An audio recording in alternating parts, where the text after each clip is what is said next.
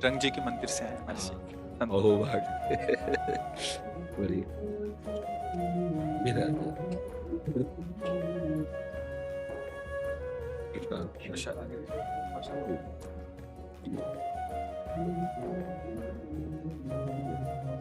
माला।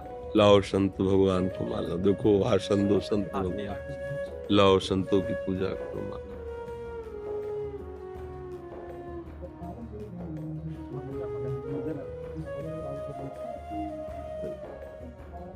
और संत भगवान को पहनाओ उनको।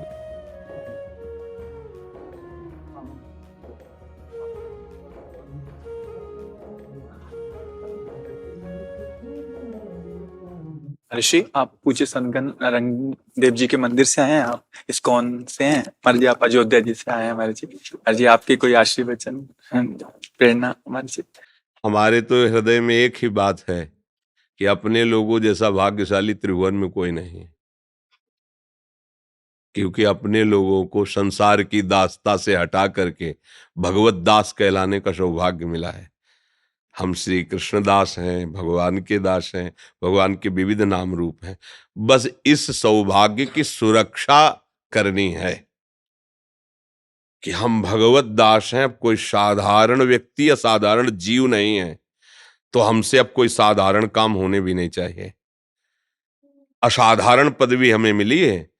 ये भगवत दासत्व ऐसा कि ब्रह्मा जी भी नमस्कार करते हैं इस दासत्व को, और ये दासत्व जिसके हृदय में प्रकट हो जाता है, न वो ब्रह्मा का परम पद चाहता है, परमेष्ठी पद, न वो सम्राट पद, न इंद्र पद, न वो योग की सिद्धियां चाहता है, और यहां तक कि वो मोक्ष भी नहीं चाहता। दीयमानम न गृह्णन्ति बिना मत सेवनम जना। बस इसकी रक्षा करना वो हमारा कर्तव्य है। क्या कर्तव्य है? निरंतर भगवत सुमिरन और सेवा। हरिदासत्व दो ही भाव में पुष्ट होता है, सेवा सुमिरन सावधान। साधु निरंतर सुमिरन परायण और भगवत सेवा की भावना से, इसी में परम सिद्धि है। आचार्य की, गुरुदेव की, वो संपूर्ण सृष्टि की भगवत भाव से सेवा करना और निरंतर तेल धारावत अखंड भजन का अभ्यास। क्योंकि गृहस्थ धर्म में यदि त्रुटि होती है तो उसके बहुत से कार्य हैं। भजन का अगर विक्षेप होता है तो कहीं तक वो बहुत ही दुलार का पात्र है, क्योंकि बहुत से कार्य उसके हैं।